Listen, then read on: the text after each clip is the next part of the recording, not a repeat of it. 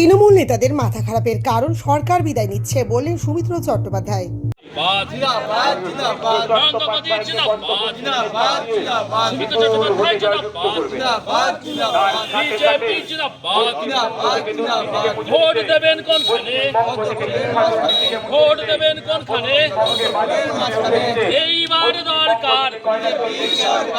সরকার বিদায় নিচ্ছে তাই তৃণমূল নেতাদের মাথা খারাপ হয়ে গেছে। শুক্রবার সকালে ভোট প্রচারে বেরিয়ে এমনটাই বললেন বঙ্কিমচন্দ্রের উত্তরসূরি তথা নৈহাটির বিজেপি প্রার্থী সুমিত্র চট্টোপাধ্যায়। এদিন তিনি নৈহাটির রামচন্দ্রপুর মোড় থেকে প্রচার শুরু করেন। চরকতলা হয়ে ঘোষপাড়ায় তিনি প্রচার শেষ করেন। প্রচারে বেরিয়ে সংবাদ মাধ্যমের মুখোমুখি হয়ে সুমিত্র চট্টোপাধ্যায় বলেন, দেশের প্রধানমন্ত্রী থেকে শুরু করে স্বরাষ্ট্রমন্ত্রী ও প্রতিরক্ষা মন্ত্রীকে তৃণমূল নেতারা বহিরাগত বলছেন সরকার বিদায় নিচ্ছে, তাই ওদের মাথা খারাপ হয়ে গেছে। দেখুন, আমি ওনার কথা উত্তর দেওয়াটা ঠিক প্রয়োজন মনে করি না।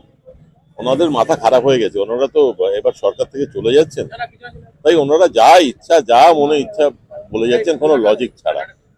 দেশের প্রতিরক্ষা মন্ত্রী দেশ, আমরা ভারতবাসী আগে,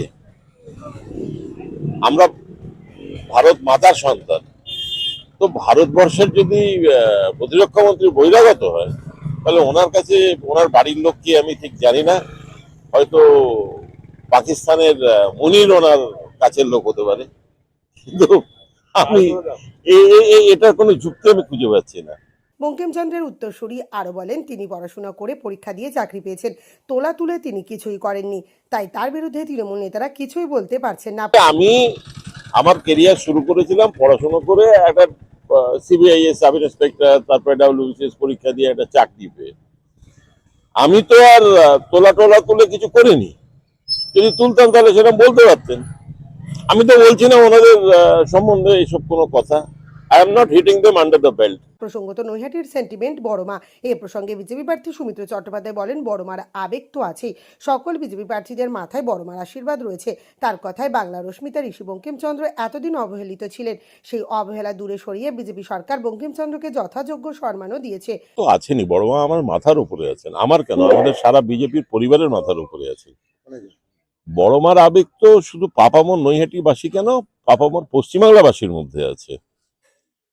তো সেই আবেগ কাজে লাগিয়ে আমরা জিতবো তা নয়, আমরা জিতবো কিন্তু আমাদের স্বচ্ছতা নিয়ে, এবং আমাদের সরকার যে রাষ্ট্রে চলছে সেটা তো মানুষ দেখতেই পাচ্ছে। সেখানে তো যেমন এখানে ভয় দেখানো হচ্ছে যে মুসলমানদের নাকি এখান থেকে ছেড়ে চলে যেতে হবে। তো ইউপিতে মুসলমান নেই, মহারাষ্ট্রে মুসলমান নেই। তো ওনাদের কথার বা ওনাদের বক্তব্য আমার কাছে কিছু যায় আসে না। দ্বিতীয় কথা হচ্ছে, আমরা কোনো আবেগ দিয়ে এর রাজনীতি করতে আসিনি বা ভোট চাইতে আসিনি। আমরা পরিষ্কার এইভাবেই এসেছি, আমাদের বাঙালির অস্মিতা বঙ্কিমচন্দ্র চট্টোপাধ্যায় এতদিন অবহেলিত ছিলেন, সেই অবহেলাকে দূরে সরিয়ে আমাদের সরকার বঙ্কিমবাবুকে সেই সম্মান দিয়েছেন। আমাদের এই বাঙালি সেন্টিমেন্টেই আসল। বিভিন্ন ভাতা প্রদান নিয়ে সুমিত্র চট্টোপাধ্যায় বলেন, মমতা ব্যানার্জি নিজের পকেট থেকে ভাতা দিচ্ছেন নাকি আমার আপনার করের টাকা দিয়ে উনি লক্ষ্মীর ভাণ্ডার, যুবসাথী, কন্যাশ্রী, রূপশ্রী সহ বিভিন্ন প্রকল্পের টাকা দিচ্ছেন। অন্য যে কোনো রাষ্ট্রে আছে যেখানে লাডলি ভ্যানা চলছে, সেগুলো উনি ভালো করে দেখুন।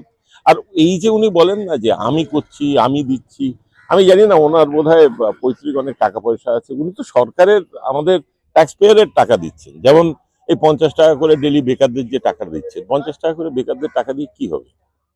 তার থেকে আমাদের যে প্রকল্পটা আছে 5,000 টাকা করে বেকারদের দেবো, যাতে যারা ঠিক পড়াশোনা করতে পারছে না, যারা নিজেদের সেলফ সাফিসিয়েন্ট করতে চায় বিভিন্ন ভোকেশনাল ট্রেনিং দিয়ে। আমরা তো উন্নয়ন করতে চাইছি, আমরা তো গুটখা খাওয়ার জন্য টাকা দিতে চাইছি না। চলো, আমরা তোমার সাথে আছি। সুমিত্রদা এগিয়ে চলো, আমরা তোমার সাথে আছি। বিজেপি বিজেপি বিজেপি জিন্দাবাদ।